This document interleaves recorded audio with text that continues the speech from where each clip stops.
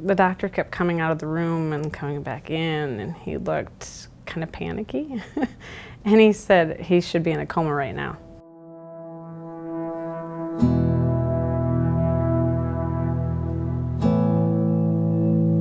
He was drinking a lot. He came in and drank 3 bottles of water one day when he was outside. And I kept telling him, "Why are you drinking so much?" "I don't know, I just feel thirsty." I didn't really notice he was going to the bathroom a lot, but we left the house one day and it wasn't even 2 miles down the road, and he was panicking that he had to go to the bathroom so bad. I had to do a 1-year check at the clinic, and they said, well, he really doesn't need it because he's not really old enough where he needs it every year. And I said, well, he acts like he has bladder infection or something.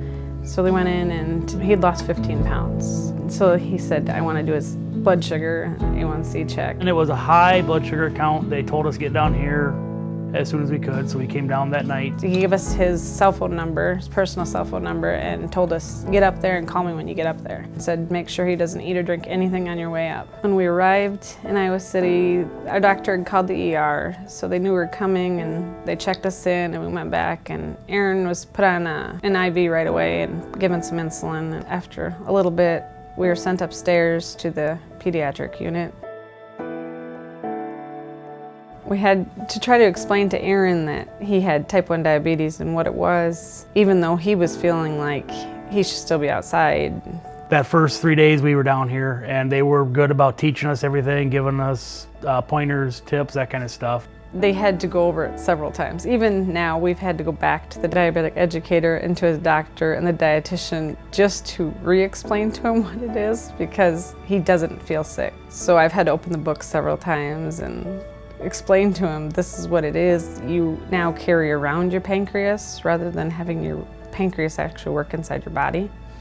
So when he goes to show at the fair and has to carry a kit around, he doesn't know why he has to be different and carry it, but it is actually his organ in a way, because it is what keeps him going, because his insulin and everything's in his kit. In my kit there is a glucagon, my meter, my test strips, my poker, and my shots.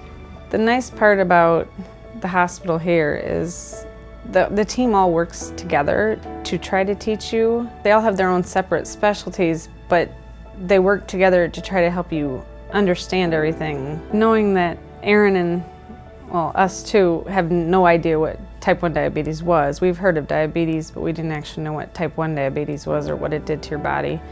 And so Dr. Pesci has been great with everything. We come down here every 3 months, and if one of them's showing signs, she'll tell us what we need to do, or if he's having high blood sugars, what we need to do. The diabetic educator, Jeannie, that came in, she's worked with us very closely, and for the first year, she was on the phone with us once a week going over blood sugars, and she would tell us where we needed to correct everything. And it was nice just knowing that we had that backup once a week. Once a year, all the kids can get tested, and I went in and got tested. I started having high blood sugars. I was feeling like I did when I had gestational diabetes. So I used Aaron's meter and I checked myself, and it was over 300. So I called into his doctor, so they referred me to another doctor, the adult one. They did the TrialNet study, and they found out that I did have type 1 diabetes. Since Aaron found out about this, I've looked at things closer up front. We spend more time together because things can change so fast. I guess down the road, I hope Aaron can do whatever he chooses to do. I hope he doesn't feel this has to hold him back.